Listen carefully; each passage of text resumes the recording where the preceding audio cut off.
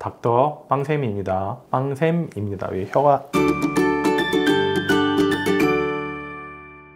빵을 좋아하는 게 아니라 제 배가 빵 모양이라서. 네, 안녕하세요. 닥터 빵쌤입니다.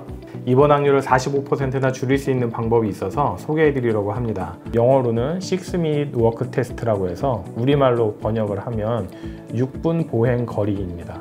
2017년과 2022년에 발표된 논문인데요. 운동이 투석 환자의 입원 확률과 사망률을 낮출 수 있는지에 관한 논문입니다.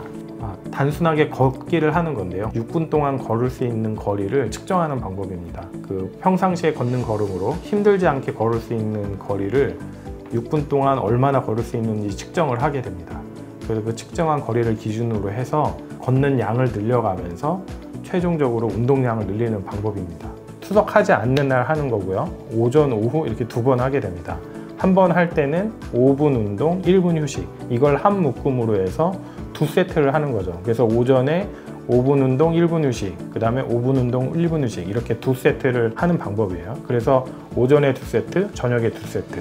그래서 오전에 10분, 저녁에 10분, 하루 총 20분 운동을 하는 것을 말합니다. 운동 능력이 얼마나 좋아졌는지 평가할 수 있는 기준이 필요하잖아요. 6분 동안 보행한 총 거리를 재는 겁니다. 이 운동을 시작하기 전 거리를 먼저 재고 6개월 동안 운동을 시키고 나서 6개월 후에 운동 거리가 얼마나 늘었는지를 본 거죠.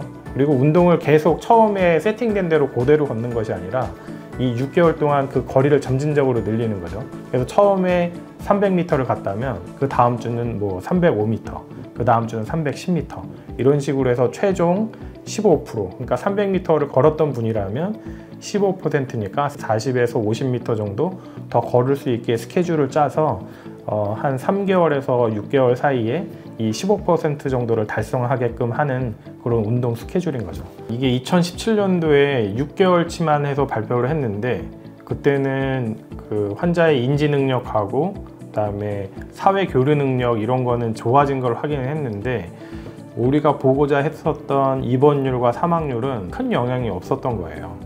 그래서 2022년도에 기간이 너무 짧아서 그런 건 아닌가, 아니면 그룹을 좀 더 다양화해서 보면 어떨까 해서 3년간 더 연장을 해서 3년 후까지 관찰을 하고 나서 그 결과를 발표한 거죠. 실제적으로 운동을 적당하게 했던 그 그룹에서 29% 정도 입원 횟수를 줄이는 효과가 있었습니다. 그런데 이제 그 운동을 한 사람도, 운동을 열심히 한 사람도 있고 운동을 열심히 하지 않은 사람도 있고 해서 그 그룹을 좀 다시 나눴어요. 지시했던 운동에 60% 이상을 충실하게 한 그룹과 그렇지 못한 그룹을 두 군데를 나눈 거죠. 그래서 60% 이상을 잘 따라와 준 그룹에서 따로 떼어서 운동하지 않은 그룹과 비교를 했더니 그때는 입원 확률이 45%나 준 걸로 확인이 됐어요. 투석하는 환자분들은 아시겠지만 투석을 하는 와중에 투석만 하는 게 아니라 여러 가지 합병증이 생겨서 병원에 입원을 하게 돼요.